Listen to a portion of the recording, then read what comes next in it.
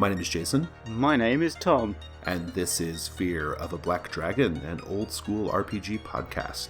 And in this episode, we meet an ambitious young squad with half a hit die and everything to prove, the Bandits of Bunglewood.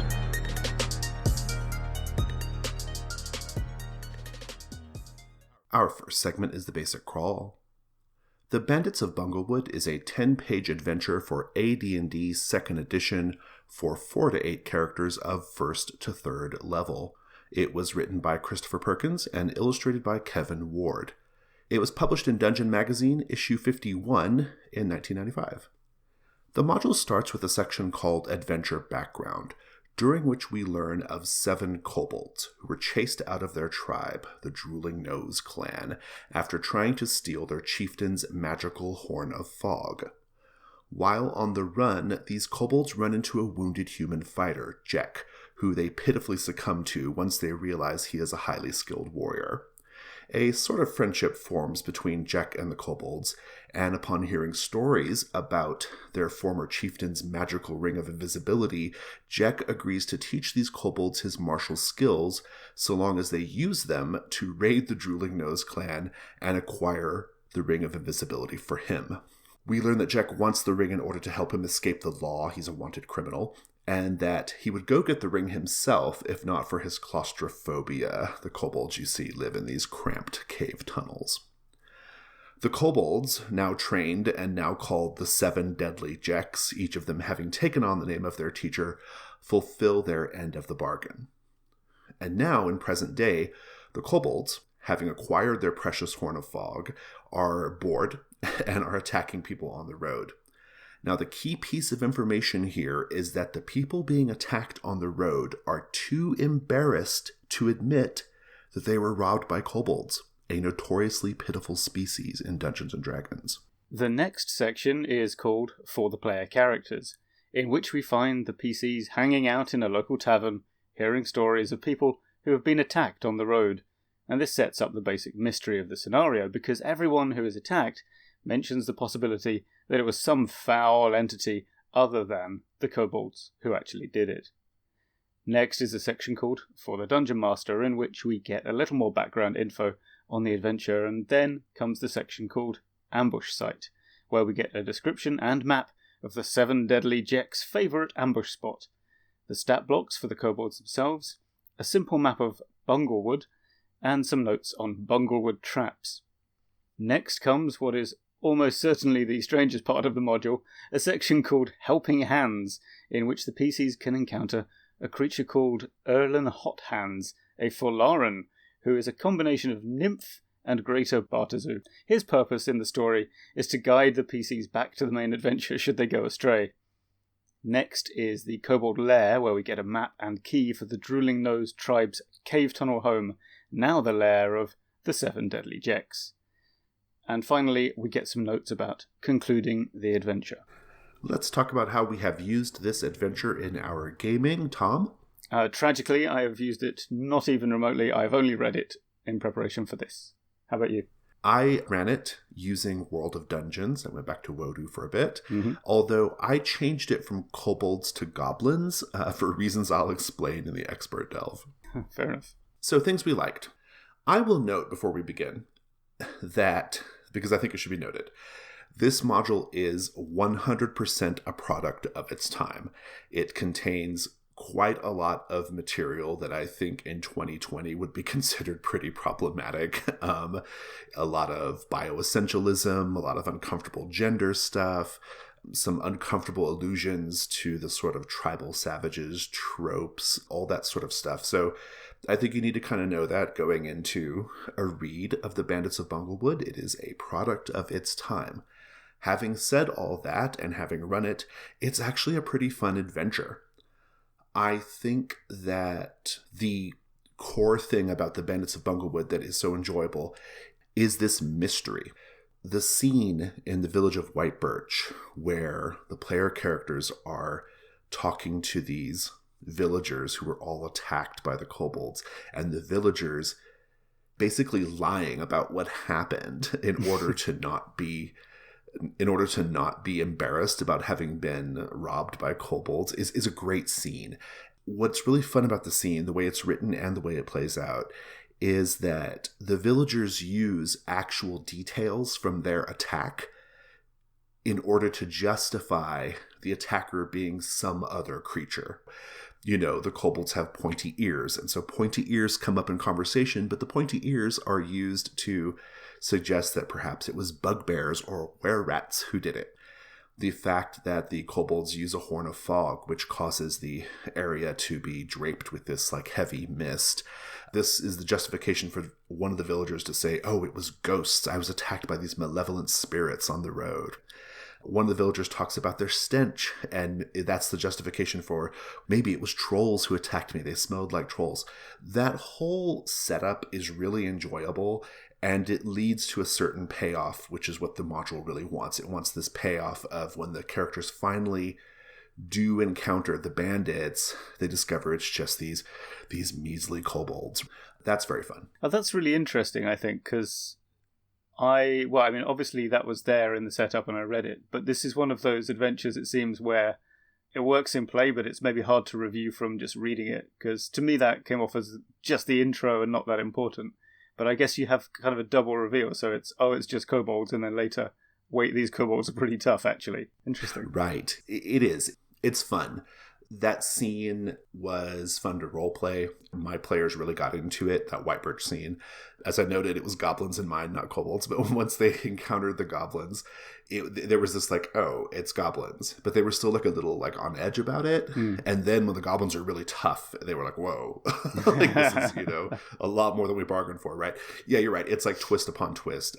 That's the core of the adventure. That and the dungeon, I think, are the two like main, the pièce de résistance of the adventure. Yeah. I like the look of the mini dungeon. It looks, obviously I've only read it, but certainly this looks like it takes a well-worn trope. I mean, the thing is, people often talk about, Kobold Lairs and going down tiny tunnels, and they're really tricky. The traps and stuff. I don't think I've actually seen it written down in an adventure that often. Like, everyone talks about it as if it happens all the time, but sometimes someone actually has to write a thing down, and in this case it's happened, and it looks pretty well assembled. And the cave lair, I think, is great for like trying to figure out how to attack this multi-entrance confined space, and there's like a larger central defensive area in the middle of it in a bigger cave that has sort of not fortifications, but it's more difficult to get to and to move around. Yeah, it looks just complicated enough to be like an interesting tactical puzzle, but not infuriating. Yeah, a trap-strewn kobold dungeon is about as classic as it gets in Dungeons & Dragons. But you're right, it's not something you really see much. Like, I think it's a classic thing of the past, and this is an example of it. And this is a good one. The layout of the dungeon works great. The traps are adequately tricky, and the players are sufficiently on edge the whole time once they kind of realize that this is a highly dangerous sort of puzzle box space.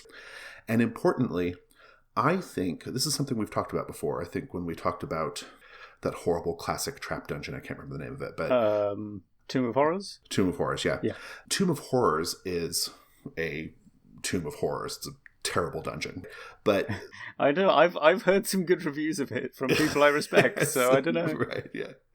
As far as like traps go, it's like so dense with traps, and the whole point of it is just traps. Like to me, it's like not fun. We kind of talked about that on our episode of it. This is not that way. This is a trap dungeon that actually feels it's much better realized. It's much more survivable while still being challenging. It's just constructed really nicely. So the core mystery combined with this quite good little dungeon, those are great reasons to suggest this module to people. Yeah, good. Oh, I meant to ask, how many sessions did you do? It sounds like a one-shot-ish to me. Is that right? It was 2. Oh. Yeah, it was a 2-shot for us. The first session was mostly spent in the Bunglewood and White Birch, and then the second session was the dungeon part. Now, other things that we liked about the Bandits of Bunglewood. Anything you liked just from a read? Yeah, there are some good bits of execution. I think there is the fact that each of the 7 deadly jecks have just like one distinctive characteristic, and that gets a write-up so that they sort of are interesting in play, and it's not just ticking off enemy A, enemy B until you get through all 7 of them. That was pretty good. And they're quite simple things. It's like one of them just isn't very good at fighting, I think is his thing. Right, yeah. And one of them is the leader. One of them has like I've forgotten what it is now. They will have a thing, basically. And some of them are, in some cases, it's a useful thing that makes them more dangerous. And then I also liked the inclusion, and I think this is pretty standard for Dungeon Adventures, actually, but it's still worth saying it's a good thing, is including spot rules, mechanics for specific locations in the mini dungeon, or just reminding you what the rules are when it comes up. So there's a bit where the kobolds have a sort of archery position where they'll fire crossbows, I think it is, or throw spears. Either way, the point is they're not very good with those weapons. They don't have the necessary proficiency or whatever. So it reminds you they're at -2 to hit when they do this. Later, in another place, they'll be at +1 to hit when they do another thing. So it's quite good for just keeping that stuff in the text. So you don't have to go refer to the rulebook that you have on the other table. That's good stuff. Well, and I think that goes back to something that we've talked about before when we've covered these older adventures, which is the older module writers and the older adventures didn't assume you had access to everything. Something I've discovered in doing the show, that was an important editorial decision that they made back then, which is we don't assume that the players have easy access to the information that they need because it was before the internet. So it makes sense that by nature they would include more of those like spot rules, more of those things you need in the actually moment. True of myself. When I was in my village, when I was growing up, I could get Dragon Magazine. I could not get actual D&D. Right. Dragon Magazine was quite confusing without that reference, but nevertheless, it was available. Something else I liked about this is, and your mileage may vary, but I found myself surprisingly amused by the module's very 90s sense of humor. The kobolds in particular have this love of Bart Simpson-esque put-downs, right? So they say things like, "Eat my sword, bugbear breath," and "Your mother was a gas spore." It's not actually funny, right? Like it's not, I mean, it's not really funny, at least not on the page, but like when you play it out, it's funny in kind of I guess in an ironic way. Yeah, no, I confess I did find myself slightly smirking at that Monty Python takeoff, and then I thought, what am I doing? This is a new low. But that would be a good way to play it, is these kobolds who sort of know the shape of doing trash talk, but can't really do it. Like, I don't know how you would find it now, probably on YouTube somewhere. I remember Adam Buxton, the radio presenter, talking about his son playing video games and aged maybe 7, and having this thing where he sort of knew the tone he was meant to take when, threatening enemies while playing video games, but he didn't know what to say. So it would be just like, "Oh, would you like to go to a party, Pom-Pom? Would you like to go to a party?" That was the sort of thing he'd say while he was playing. So that's what I imagined the kobolds doing as well. Or the goblins, depending. Yeah, it's fun and play. It is what it is. Anything else you want to say about what you liked about it? Just as a weird historical side note, the embarrassment thing, for me, that was difficult to kind of connect with, the making up a story because it's too embarrassing to be waylaid by kobolds, because I'm not that connected to 2nd edition D&D, right? So I just don't know. But it reminded me suddenly of this sort of spate of razor attacks in Sydney in the 1920s. The deal was these people would basically threaten rich people who were in illegal dive bars or brothels for money, and if they didn't pay up, they'd get their faces slashed with razors. And the thing was, it wasn't meant to particularly hurt that much. It was just meant to be unbelievably embarrassing. So you wouldn't report it to the cops because everyone knew what you'd been doing. The only people that slashed people with razors were these guys. So yeah, embarrassment it's an interesting connection. And I wonder if, I don't know, if I were doing like a 3-session thing, maybe kobolds having a distinctive weapon might be a thing I would seed early on as people would try to hide. I don't know, maybe not. Yeah. Maybe I'm overthinking this. To give the players some clues about what's actually going on or something maybe, like that. Or just like there must be something more mortifying. I just don't think it's mortifying enough. Like, they seem quite tough to me. I don't get it. But that's my problem, and maybe not the modules. Well, I think we're going to talk about that. We are going to talk about that, aren't we? Let's go to questions we had. I know you have a few here. Yeah, I have a few. My first broad one is just, what is up with American role players and their abiding love of D&D kobolds? I don't get it. I don't know. We should mention here that it's like later kobolds, because kobolds weren't always as they are now. In fact, in the companion adventures, I'm going to share some research that I did on this particular point. But if I had to guess, it's because the current iteration of kobolds, which are dragons, like little dragon men, is, I think it's because they're small. They're like a diminutive of the big thing, and the big thing in Dungeons and Dragons is a dragon. Like that's the big iconic monster, and so the kobold is like this diminution of it, and so maybe there's a rooting for the little guy. Maybe, but they were sort of more doggy at this time, weren't they, than dragony? I think. Well, not in. Well, so I'm going to say something about that later. Okay. But if you look at the illustration in the module, they're dragons. By 1995, they're already dragons. But I know what you mean, though, because there's people just seem so really much into them. Stuff out there. They're really. Yeah, we are really into it. I don't personally understand it. I actually came back to role playing games. So when I left role playing games, this love affair with the kobold was not a thing. Okay. And that would have been like around 1999, 2000, somewhere around there. And then when I came back in 2012, kobolds were everywhere. And so something happened in those years. I don't know exactly what, but it is a thing. I don't know the exact origin of it. I wonder if there's like one particular adventure that got bundled as a starter kit and they were in that, I don't know. Well, okay, D&D historians write in because... Yeah, let us know. Okay. The best part of this scenario, in many ways, is the ridiculous backstory about Jack the Fighter. How did you... But there's no way for the players to really find it out. No. How did you introduce this? I mean, I'm assuming you saw the pure, solid comedy fantasy gold that was there and wanted to share it. So how did you do it? Yeah, it's a bit of a tragedy because it's like some of the best stuff and it happens in the past. Yeah. And... to some degree, I think this was especially true of Dungeon and Dungeon Magazine and Dragon Magazine to some extent.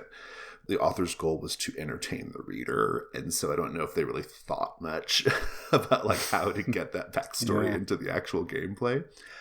One of my goblins were captured and gave up the basic story of Jack, but I mean, we didn't really do the moment justice. And after the session was over, I talked to the players about it just sort of out of character, like, okay, this is what was really going on. Right. Yeah. And they enjoyed that as a sort of, they're like, oh, okay, that's, whatever. But yeah, it's reading it is way different than playing it out. Like it's just, it's a shame really. It's just a pleasure for the reader. Yeah. Yeah. All right. There's a bit where a location has 3 different ways you can get into it. And I feel surely there must be a more efficient way to handle those 3 approaches than what they actually did, which is put 3 different versions of the box text to describe it. Like, right. I mean, it might be they tried it the other way and it was too hard for the DMs to visualize this space and describe. I don't know. I didn't pick up on this. I saw your note, and when I was running it, I didn't pick up on this. And so maybe in practice it doesn't really end up being amounting to much. Yeah, maybe maybe they play tested it and that was the best way, I guess. Right. Very, very possible. Fair enough. Yeah, I just thought it was really unusual. It worked fine for me. Oh yeah, okay, so I mentioned that I like the distinct traits that each of the kobolds have. There's quite a lot of rules stuff as well, like some of them have 2-weapon fighting, some of them don't. Right, yeah. But I think the main thing is that key trait. Was that easy to keep track of in practice? I think I'd just write them all down on a sheet separately for myself. Is that what you did? Well, so happily in Wodu... Oh yeah, of course. None of that detail is important. Like the, they have this proficiency or that proficiency or -1 on this, +1 on that. Like you don't care about any of that. Yeah. So what I did was I literally just wrote the name of the kobold, Jek Neglu, Jek Snarfu, Jek, whatever. I'm just making that up, but it's all Jek something, right? Mm-hmm. And then I wrote like a sentence of like, this is the one that does this. Yeah, this is their thing, right? Yeah. Easy peasy. Yeah. Easy peasy. Okay, and my final question, is it just me, or would this be pretty fun to play, but with the PCs being the kobolds? Yes, but maybe with a slightly different motivation, which is something I think I'm going to talk about later. Mm-hmm. But their core motivation of we're bored. I mean, yeah, okay. It's maybe not so exciting. I can see we're bored leading to further hijinks or further adventures. I would probably start it like a cold open halfway through an ambush on the human normal D&D party. Yeah. And then the scenario is you're being followed by a D&D party who are trying to kill you. Right, yeah. That's pretty good, yeah. Yeah, I kind of like that. As a little one-off, that could be fun. Yeah. Okay, what about you? Yeah. I had a couple of questions. So to me, reading this module, the strangest thing about it, apart from Erlen Hot Hands, or whatever the fuck his name is. The strangest thing about this module is a tension that exists between this bioessentialism related to kobolds. All kobolds are weak, they're all sniveling, they're all cowardly, and the fact that these kobolds are different. And even within that, there's like these like different martial prowess, skilled kobolds. Even they, at different times, like succumb to what is referred to as their inbred cowardice. Yeah, I know, it's terrible, right? And did you find that to be a weird tension in the text? Like, kobolds are all this way, except for these ones who are different, but also they're this way too. Like, I don't know. Yeah, I think that's definitely a problem, isn't it? Like, the scenario is predicated on both them being weak and strong. Although, as we've mentioned, that is kind of the double reveal, isn't it? It's sort of, it's just these weaklings. Oh no, they're going to kick our asses. But but sometimes they're also weaklings again. Yeah. Like, I don't know. Yeah, it's weird. It's a bit of that sort of early Batman. Was it criminals are a cowardly and superstitious lot? And they always are. Like, I don't know. Yeah. I think we're going to discuss this again more in the expert delve. But yeah, I did think it was a little strange. And maybe that's why I had some trouble kind of engaging with it. Because I was reading it thinking, well, nice mini dungeon, and this is good, but what's all this other stuff? Yeah. Iffy and contradictory. My other question is more of just I'm just curious about your feelings here. Did you find yourself feeling uncomfortable reading the module, or were you able to cabin off its 90s era excesses? I mean, well, you say 90s era. I think you might be giving 2020 too much credit. But fair enough. I wouldn't say I felt uncomfortable. I did find it annoying. Just low level irritating in places. With these sort of allusions to primitive cultures and the damsel in distress. I think it's some line like, "Oh, she's really good at getting herself into dangerous situations." Right, so, screw you, buddy. Oh, yeah, we didn't mention in the intro that there's a woman, Clarissa, that you are supposed to be rescuing. Shoemaker's daughter, right, I think? Yeah, the cobbler's daughter, yeah. Or niece, the cobbler's niece. Oh, yeah. Yeah, and that whole situation, the whole Clarissa situation, like, if she fights, like, they go out of their way to say she's -5 and she's horrible. Like, if she, or like the kobolds are into her just because she's pretty. Like, I don't know. It's a lot. But I found it really interesting because I think even 5 years ago, this wouldn't have bothered me that much. I would have just been like, whatever, it is what it is. But like, I'm much more sensitive to it now, which I guess speaks to the development of the hobby and the scene a little bit, the way we talk about things, the way we engage with things. It would have bothered me 5 years ago, but like, I would have just like been, whatever, it was 1995. And today it was a little more like, okay, yeah, it was 1995, but I'm going to actively change things. Right? Yeah, I'm not just accepting this for what it is. Yeah, it's at that level. Yeah, that level where you wouldn't recommend it without a mild caveat, as we are, right. I guess, doing now, which sort of proves that point. Yeah. It's I don't want to say that it's like something that we're calling out the authors for, because it's not anything that's, I don't think, particularly intentional or directed. It's just that, kobolds have been written this way since 1978 forever. Therefore this is what these ones are like as well. Yeah. Also, I don't really want to draw any real world parallels in this particular instance. It is just a kind of taking on existing assumptions in ways that, if you think about them a little bit longer, are not just not great.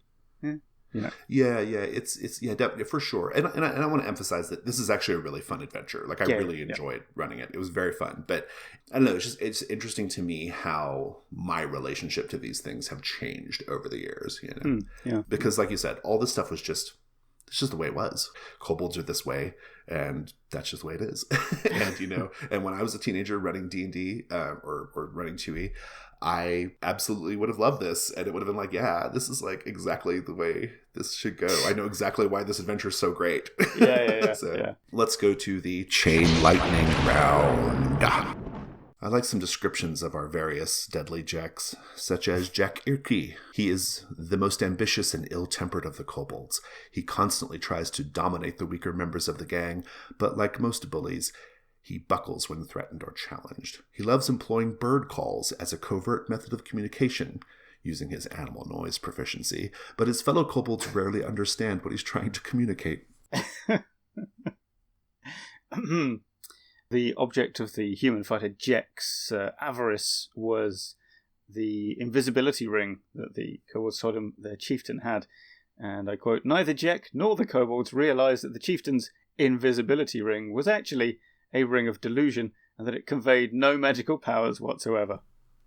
Indeed. More plot twists.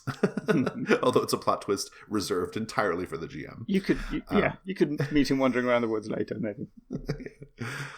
Jek Licklick is a cowardly little creature, always staying at the back of a fight with his short bow knocked and ready to fire. He's the only kobold with the single weapon fighting style. The two weapon fighting style proved too strenuous and complicated, forcing the human Jek to give this little kobold one-on-one lessons for using his short sword more defensively.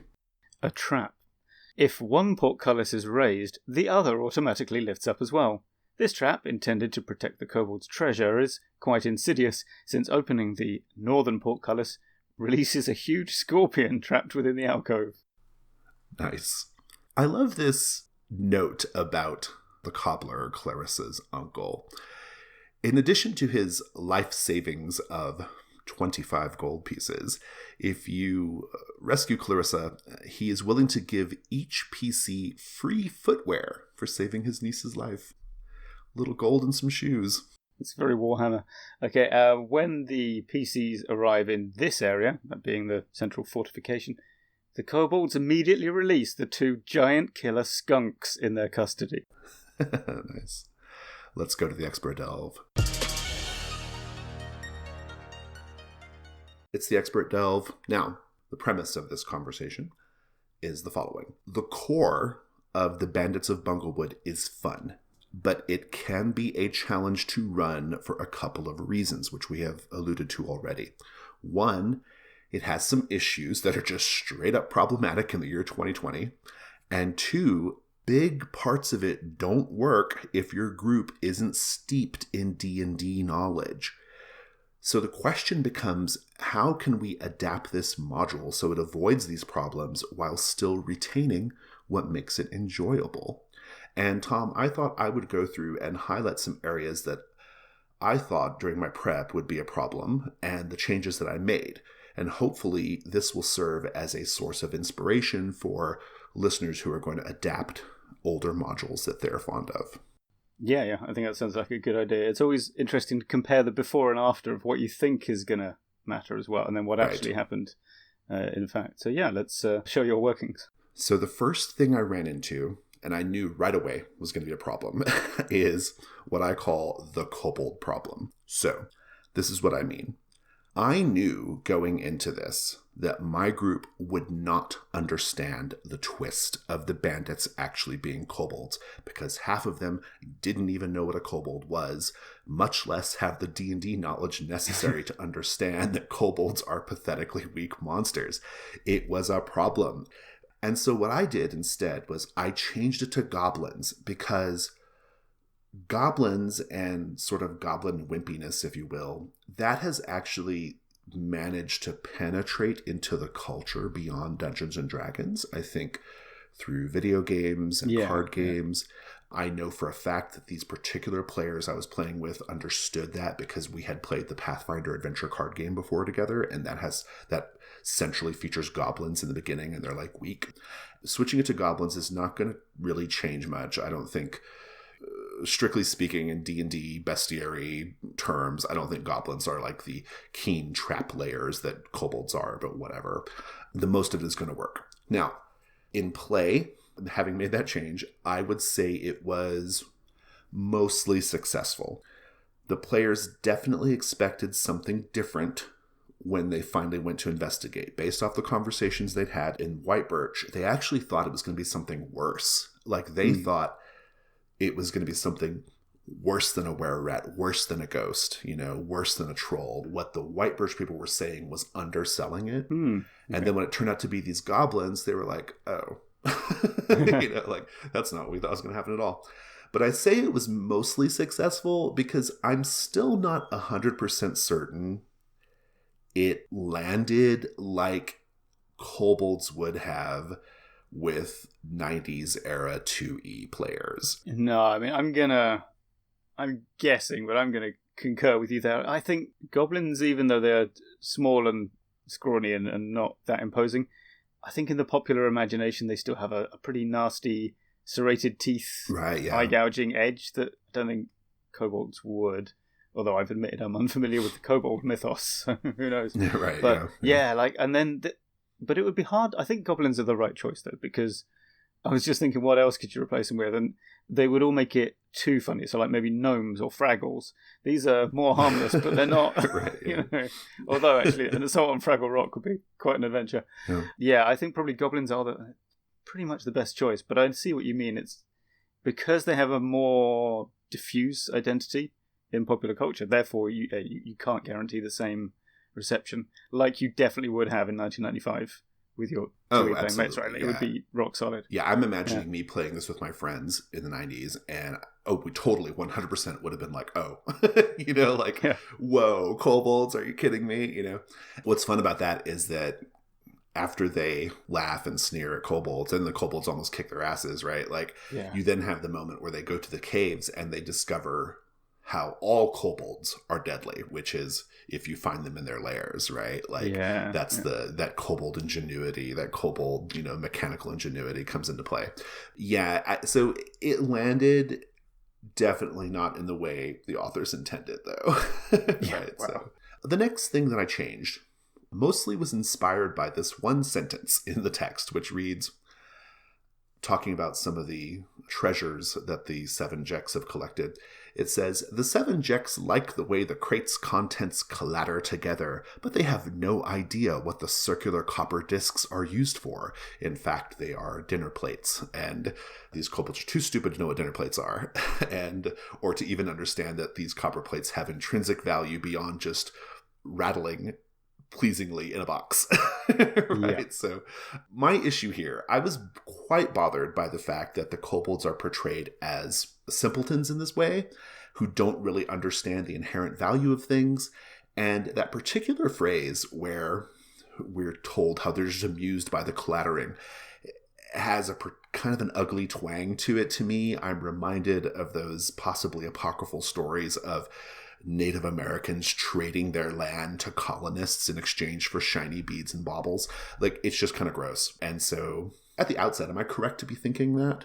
I think you are. It's definitely a thing. And the weird thing is, this is actually a fun joke if it's the player characters who are the ones who don't recognize things, right? So I'm currently running a game of Tribe 8, which is a post-apocalyptic thing, and we do have fun with what are these glowing tubes on the ceiling that the keepers of ancient knowledge know? That's fun because you're poking fun at yourself. But I did a bit of kobold history looking, although not as much as you did, I think. And just to double check this, and they're described as having a tribal society in the Monstrous Manual that was current at the time, in a description which, by the way, is very confused about what that actually means. Yeah, there's nothing intrinsically bad, for example, about describing a society as tribally organized. It's just a way of having a culture. But it's often used as shorthand for primitive, and the Monstrous Manual is that way. This seems to be going that way. It's a manifestation of what you could call the tech tree problem, much written about by that sort of intersection of academic archaeologists and game theory people.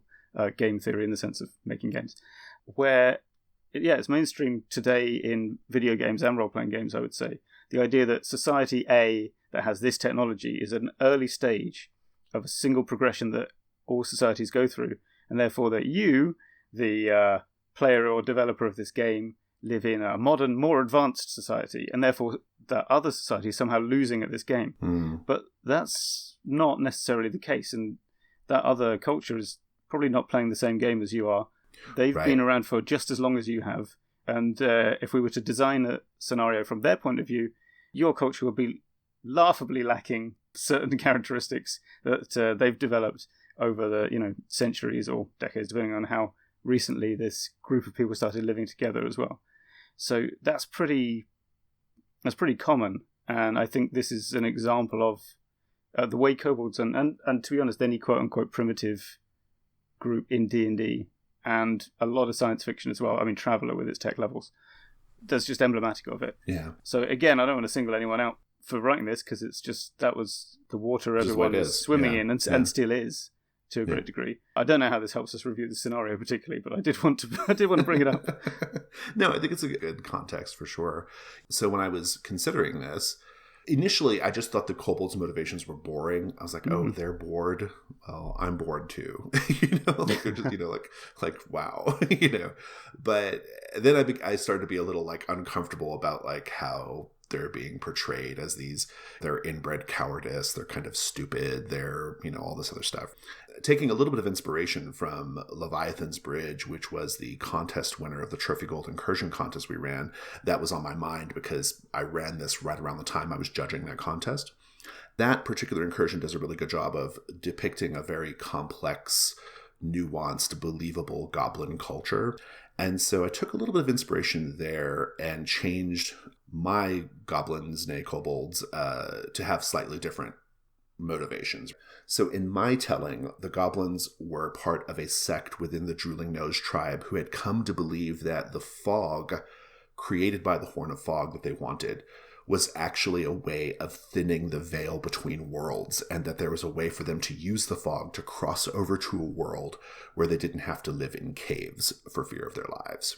And so I added this kind of cult or spiritual dimension to their motivations.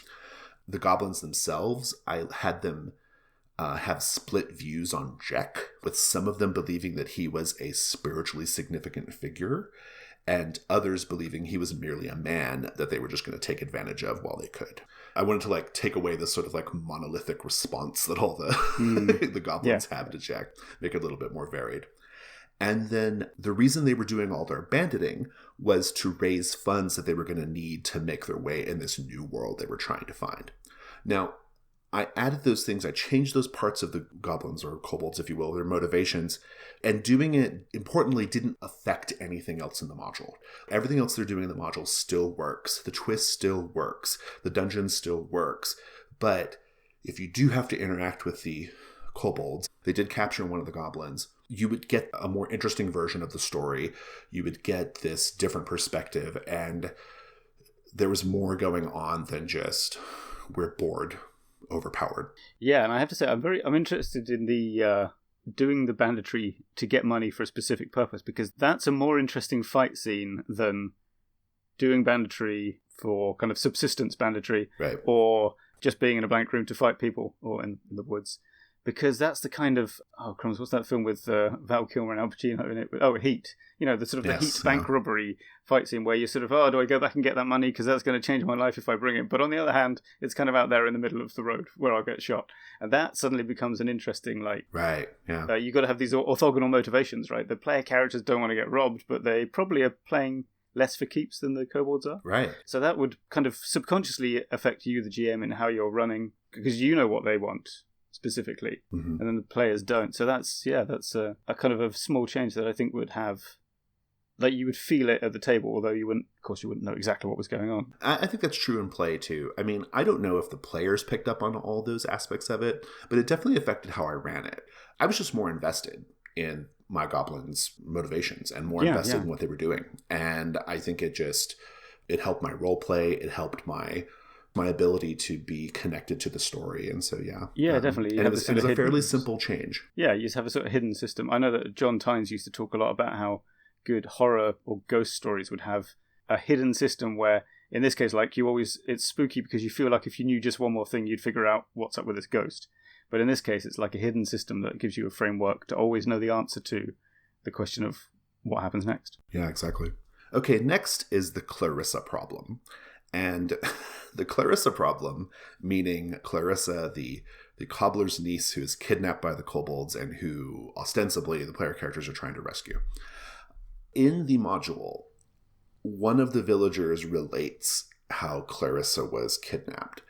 And the way it went down is so strange. The kobolds actually say to each other in the module, in broken common, which seems convenient. Yeah, instead of their kobold language, they say in broken common, "Let pretty girl live, take her back to the cave." Ugh. I actively discard any damsel in distress setups in all my gaming. Yeah. I hate it. And this one has some suggestiveness that I am definitely not comfortable with at all. that was going out completely. Nevertheless, I did feel like there still needs to be a rescue taking place. I felt like that was necessary in order for the characters to get a little bit more involved. So in my version, the person who was kidnapped was the cobbler's nephew, Corwin. And the reason Corwin was kidnapped is because Corwin was a wizard's apprentice, and the goblins believed he might be useful in figuring out how to properly use the Horn of Fog. And this goes back to the goblins' tendency, going back to Jack, of using humans to accomplish their goals, taking advantage of them as best they can. So I like that. Whenever I run something that has a damsel in distress kind of thing, I almost always change it to a guy, just because I like to sort of turn that trope around. But I wanted to go a little bit deeper in this case and make it to where Corwin actually, there was a purpose behind Corwin's kidnapping. Yeah, so that I think helps a lot. Yeah, there's a reason they wanted Corwin. Finally, the thing I wanted to change was what I'm calling the Erlin Hot Hands problem. So Erlin Hot Hands, if you'll recall from the basic crawl, is a creature called a Forlaren, which I'd never heard of until I read this. Half nymph, half Batezu.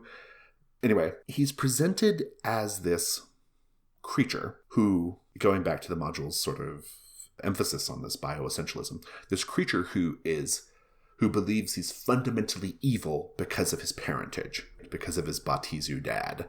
And he does bad things. When you find him, he just finished attacking someone, but he's like morose about it because like, I couldn't help it. I'm evil. I couldn't help it. I was created with demon seed. There was a part of me that was like, okay, is this Chris Perkins like acknowledging and playing with the idea of creatures shouldn't be evil just because of their genetic makeup? Or is he reinforcing it? I couldn't quite make out what was going on there. What do you think? I think that any time there's a monster that's essentially 2 layers deep in D&D lore, I don't want to know. And this is like, it's sort of, it's the offspring of a monster, of a creature you've heard of, and one that was invented for D&D. So I'm not, I just don't care. To create a monster you've literally never heard of, right? Yeah.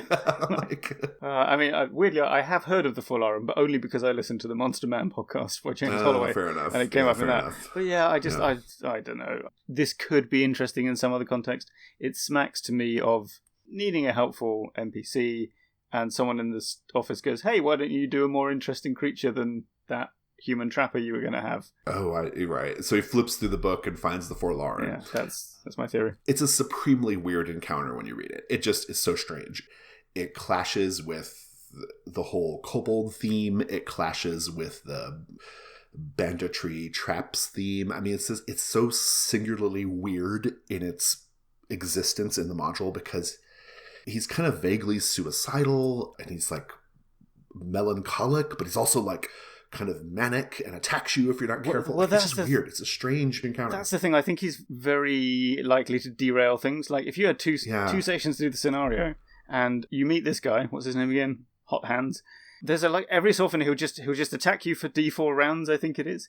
Now, of course, as soon as that happens, the whole scenario is going to grind to a halt and you're going to spend like maybe an hour debating what to do next, stroke fighting this guy. Right, yeah. I appreciate the idea of encountering some weirdness in the woods while tromping around.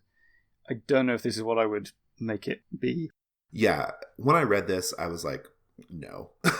Like, I've run enough games to know this is going to go off the rails, and this is too weird, and I don't want it. So my only real advice here is just, I don't know, maybe be sensitive to that kind of thing. Just cut this kind of stuff, yeah. This goes back to my general thesis of adventure design, which is it should be tightly focused on theme, and the Erlin Hot Hands problem just so disrupts what is otherwise going on in this module. Fortunately, my group did not need to be guided back to the path towards the goblins. That's Erlin's whole point, is to just eventually get the characters back on track to finding the Kobold Lair. My players didn't need it. They stayed focused on what they were supposed to be doing.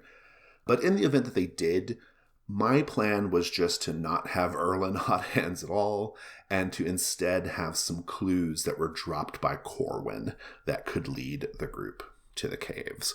That felt like the right move, simple and very obviously intentional in what they're meant to be doing with it. Those were the changes that I made. I want to emphasize that these changes were fairly easy to do. It didn't take much on my part to make those changes. And that importantly, The basic appeal of the adventure, which is the sort of kobold twist and the Kobold Lair, those things were still totally intact, still really fun. It all landed nicely, but better served, I think, by my changes, which brought the module into 2020 a little more ably. I don't have anything else to say about this, though. Do you have any other thoughts? I do have a question for you, which is, how do you spot these problems before they happen? I think maybe the thematic thing is right. If something seems like it doesn't fit, then it probably doesn't.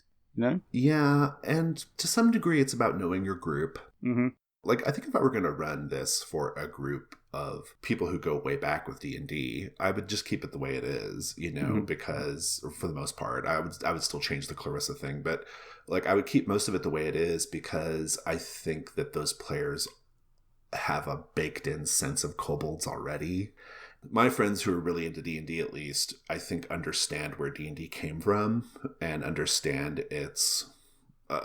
better like its origins and what is a product of its time and what's not. Yeah. And so I think I probably wouldn't make too many changes, but for a different group, a mixed group of people with different levels of experience and different expectations, I think my changes were good. And so I think it really just comes down to knowing your group. I think that's a big, big part of it. And if you're going to do one of these old modules, you just got to really think about it and be really careful. I think this is especially a case if you're going to do an old module in a public way. Like if you're doing a Twitch stream and you're doing an old module, you may want to go through really carefully and decide beforehand what is appropriate to do on your Twitch stream. Yeah, I just think that would be very wise. For your home group, your considerations can be a lot more like group focused. Yeah. Let's go to the next segment. It's the companion adventures. We both have a film here. Yeah, and you got to one of them first, so go ahead. I know. My film choice is the easy one. I think Willow is great. The relationship between the Val Kilmer character and the main character in Willow is so close to how I imagine the relationship between Jack and the kobolds. Now, this is a strange thing to recommend as a companion adventure because, as we've already noted, you don't roleplay this thing with Jack and the kobolds. But, just to put yourself in the mood, maybe it might be a good thing. And we've all seen Willow 100 times, so it's a great movie. Go watch Willow. It's a good excuse. Yeah, my film recommendation is also one that barely needs recommending, which is just Return of the Jedi, because Ewoks, like little people.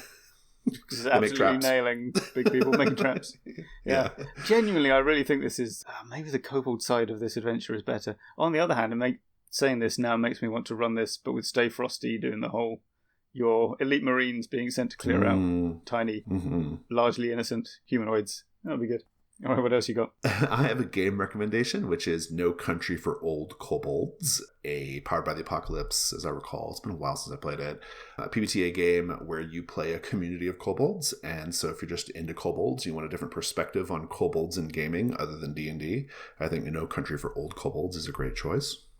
I also want to recommend that Trophy Gold incursion I mentioned earlier, Leviathan's Bridge. It's currently available in Codex Leviathan. As of this recording, that's in Patreon, but you'll be able to get it on drive-thru later on.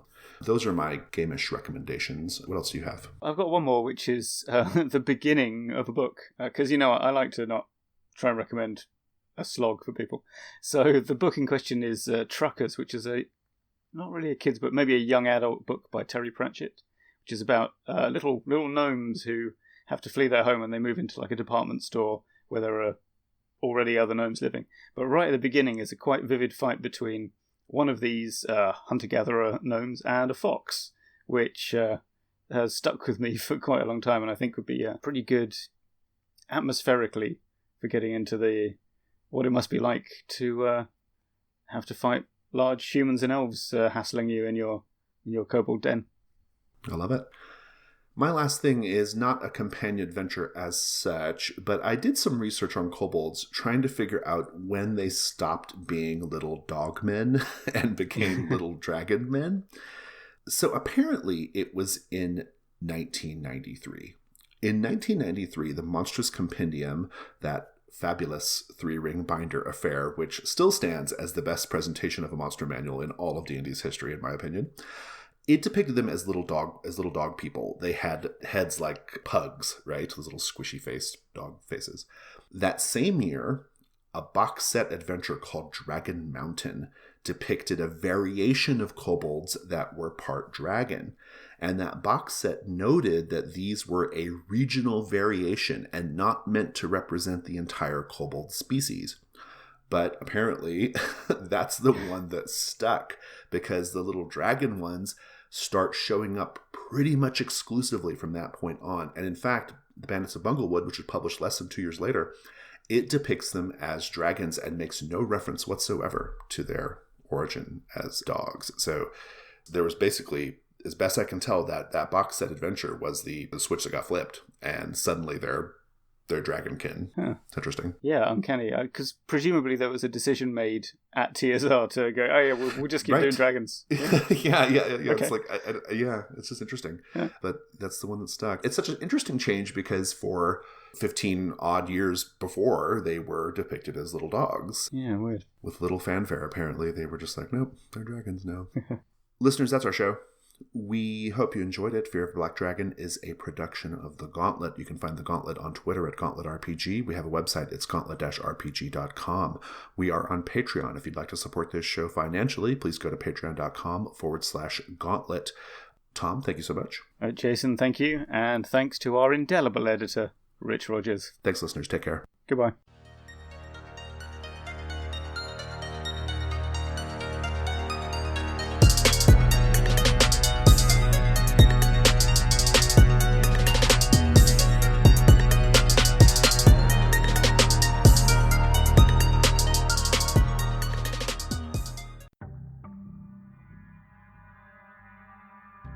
Hello listeners, I want to tell you our next Gauntlet Community Open Gaming event will be happening the weekend of October 15th through the 18th. This is a free tabletop RPG online con with a variety of games. This October event will feature panels and workshops, as well as sessions of everything from Swords of the Serpentine, to Passion de la Passiones, to Trophy Dark. We're lucky to have gaming veteran Jim Crocker overseeing things this October. Event signups will open Thursday, October 1st at 10 a.m. Eastern. Gauntlet Community Open Gaming is free and open to anyone. You can check out the current roster of events and register for the con on our calendar site at gauntlet-con.firebaseapp.com. All sessions will be run using tabletop safety tools and follow our Gauntlet Community Code of Conduct. We want to offer a safe and inclusive environment for play. You can find out more at our website, gauntlet-rpg.com, in our online gaming section. If you're interested in running sessions or have an idea for a panel or a workshop, you can message the Gauntlet on Twitter at GauntletRPG or Jim Cocker directly at Jim Likes Games. Gauntlet Community Open Gaming is a great way to jump into online role-playing and find a new game to try out. We hope you'll join us the weekend of October 15th through 18th.